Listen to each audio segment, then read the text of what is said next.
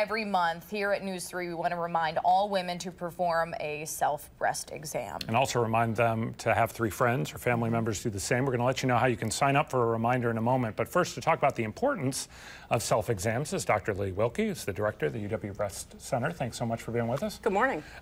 Why is this so important? Well, I think one of the reasons this is so important is that a breast self-exam allows you to be breast self-aware and understand what the changes are in your body so that you can bring to your doctor's attention whether something has changed over the last month or 2 and whether a new lump or dimpling or discharge has happened that would prompt further evaluation and imaging. I know we've spoken before about this, and a lot of the focus has kind of shifted off of a self-exam once a month to just being generally breast aware. Yeah, can you explain what the difference is and maybe what women should be looking out for? Well, we actually don't want women to feel guilty for not doing a breast self-exam once a month. We understand that lives are busy and things change, and we just want people to be breast self-aware and be aware of changes that happen.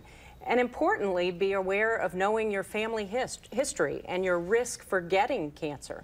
How important, I mean, it seems intuitive that detecting something sooner rather than later is advantageous to your health, but particularly as it relates to treating breast cancer. We certainly think that for every cancer, finding it earlier gives you more advantages in terms of more minimally invasive surgical approaches, more minimally invasive medical approaches. So certainly finding something earlier gives you more options to hopefully do less and eradicate the cancer. I know we were over at the Race for the Cure this past weekend. Can you talk a little bit about what that money goes toward and what we're maybe looking forward to in future research here? So first of all, I'd really like to thank WISC-TV for supporting Komen and this Race for the Cure. It is so important because 75% of the funds stay here in Madison, in Dane County, Rock County, and Sauk County, and support our patients and our survivors. We can't say enough about the importance of this race as well as Komen's other fundraising events. That money goes to a variety of different opportunities for our patients, and they include everything from the Catholic Multicultural Center to allowing our Hispanic populations to understand breast cancer better. At UW, we're able to use the monies to hire navigators to help our patients navigate through the difficult way of getting through breast cancer.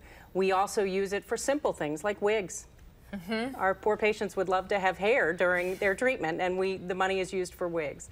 It's also used for the Wisconsin Well Woman program, which provides free mammograms for patients who really feel like they can't get easy access to their screening approach to breast exams. I have about a half a minute left, but is access to anything really in many ways a money issue for when it comes to fighting breast cancer? I think we are so fortunate to have the Komen South Central Foundation. They really provide a lot of support so that access is not difficult for many women.